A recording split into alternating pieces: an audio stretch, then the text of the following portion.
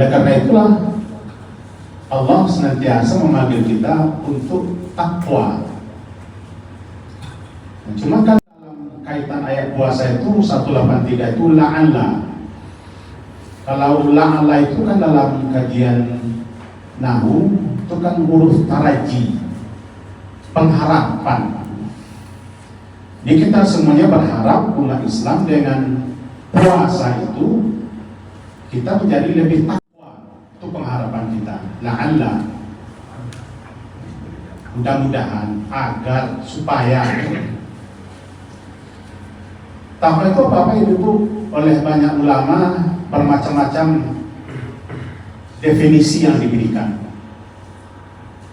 Yang paling inti itu yang disampaikan oleh Pak Ketua kemarin, bagaimana kita di dalam hidup ini senantiasa sanggup dan mampu melaksanakan perintah Allah, apakah yang wajib, yang sunnah, malah yang mubah, dan senantiasa meninggalkan larangan Allah, apakah yang haram, yang makruh, malah sampai ke yang subhat.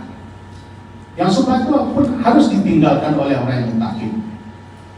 Karena kata Nabi kan begitu, yang halal itu sudah jelas, nyata sudah dalam Al-Quran, dalam Sunnah Rasul. Yang haram itu juga sudah jelas.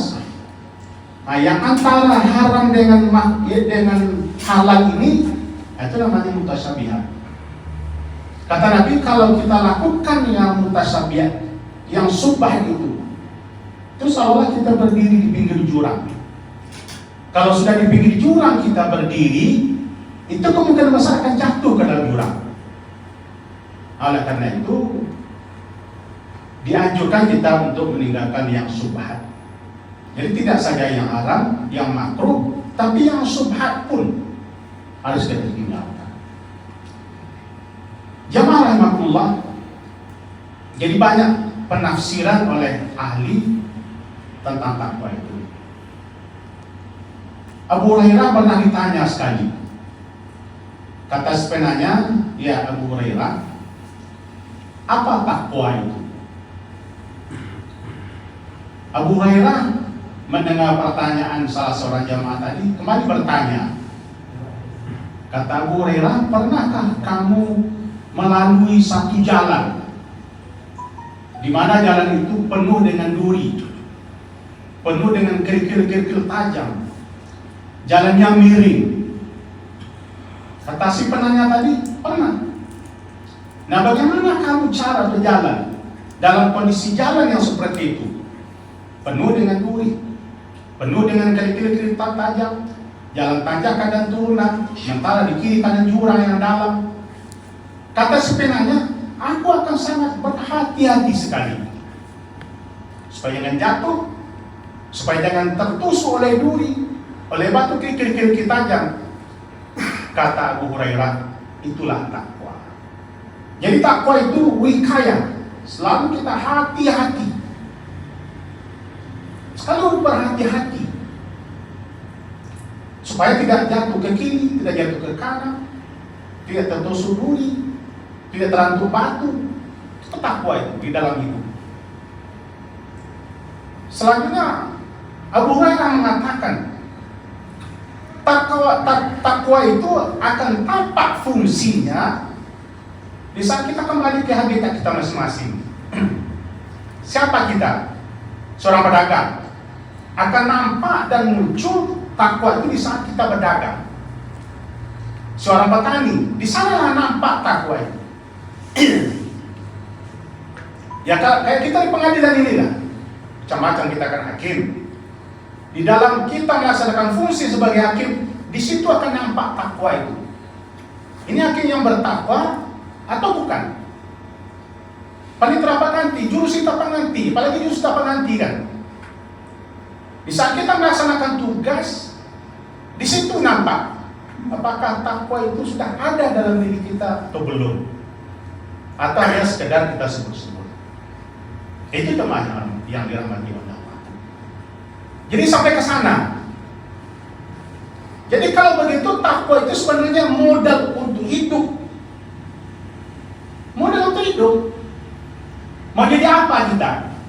modal utama kita takwa. Kenapa takwa itu kata Nabi? Junnah, tameng, perisai. Orang yang berperang yang pakai tameng. Kalau kita lihat film-film yang lama itu kan ada tameng, semacam apa itu, alat besar itu. Dan itu aja menangkis pedang-pedang. Film Avatar ya. Itu tameng itu untuk menahan, untuk menangkis serangan lawan. Jadi takwa itu sebenarnya. Dikala dalam musalah semacam ini ya nampak fungsi takwa, orang kita sedang zikir, sedang baca Al-Quran dalam masjid. Mana nampak takwa? Tak kenapa sana. Fungsi takwa itu tak nampak. Tapi coba kita pergi berdagang. Seorang pedagang, kita pelaku pedagang. Nah, situ baru dilihatkan. Diperlihatkan takwa itu. Disitulah modal kita untuk menjadi bertakwa. Pernah dulu bapak-bapak ibu di Padang tahun 80-an, Buya Arwan Kasri itu sangat tenar di Padang. Tapi nama beliau redup setelah menjadi anggota DPRD 2024. Itulah yang dikenal itu dengan apa namanya, berjamaah masuk penjara. Kebetulan kena beliau. Jadi dalam satu pengajian beliau pernah menyampaikan, kalau dulu bapak-bapak ibu di Kota Padang itu ada namanya Pasar Raya. Pasar Raya itu banyak orang jual buah.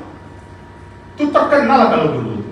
Kalau kita beli umpamanya rambutan 1 kilo, timbanglah tiba di rumah itu. Sampai di rumah 7 on, 8 on, 9 on.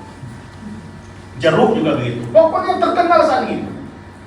Jadi pada satu kali Ibu harapkan sih ke sana belanja, beli buah.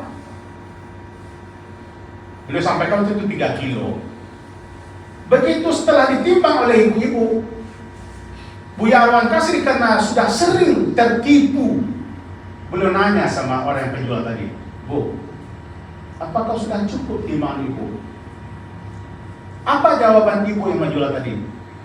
Pak, mohon maaf ya Pak, kalau tidak cukup timbangan Pak, timbangan saya Pak, kemana nanti akan saya carikan gantinya di akhirat? Kemana akan saya carikan gantinya di akhirat nanti? Terpurangah Buya Arwan Kasri mendengar jawaban. Karena jawaban dari seorang pedagang buah yang tidak disangka-sangka, yang selama ini sudah banyak pengalaman-pengalaman kena tipu sana, ternyata jawaban seorang ibu tadi sangat mengejutkan. Inilah yang kemana-mana ceramah disampaikan oleh Buya Arwan Kasri. Artinya apa? Kalau bisa seorang pedagang teringat kita akan menipu orang, kesana pandang kita. Kalau tertipu orang 1 buah rambutan, 1 buah duku, nanti dia kemana akan saya carikan? Itulah takwa.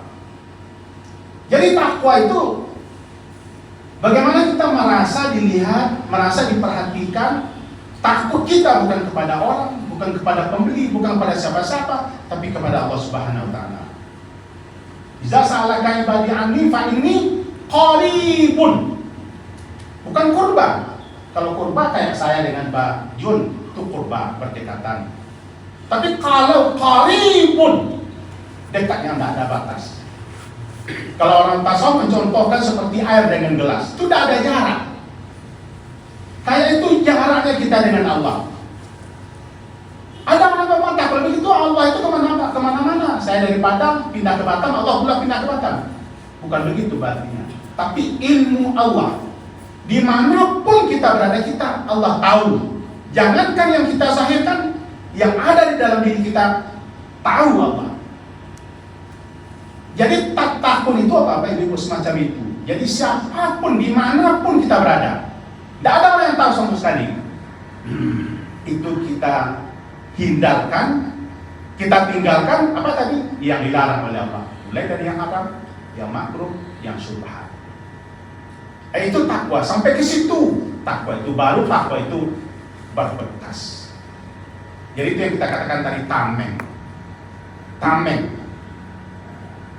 perisai yang akan menghalangi kita, yang akan menghambat kita untuk tidak melakukan apa yang dilarang oleh Allah Subhanahu wa taala. Nah, itu Bapak-bapak Ibu. Jamaah rahimakumullah. Nah, dengan puasa yang selama ini, sudahkah sampai ke sana takwa dengan puasa yang kita lakukan. Karena memang puasa kan riadah, latihan kan sangat berat. Ini bukan main beratnya nih Bapak Ibu puasa ini. Makan itu kan halal, tapi siang hari kita haramkan. Hubungan suami istri itu halal, istri kita sah, tapi itu tidak kita lakukan, kita haramkan. Ini riadahnya, ini latihannya, ini trainingnya, ini karantinanya. Tapi setelah di lapangan nanti tidak sampai segitu. Allah tidak sampai menganjurkan kita dengan puasa ini. Nanti setelah puasa yang halal haramkan tidak, hanya mengharamkan yang haram.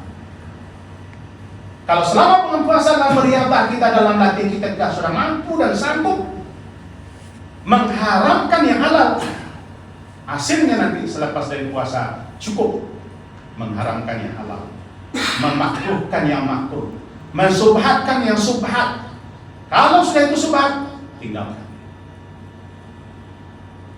Ini Bapak-Bapak Ibu, inilah yang barangkali di awal-awal Ramadan ini masih 4 hari puasa kita.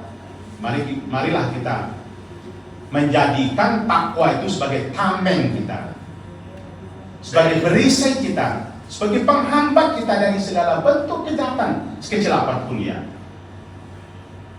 Bapak-bapak Ibu jemaah zuhur rahimakumullah, barangkali dapat jadi tidak berpanjang lebar kan, nanti kalau terlalu panjang tersinggung ibu-ibu, terlalu dilebar nanti marah pula bapak-bapak.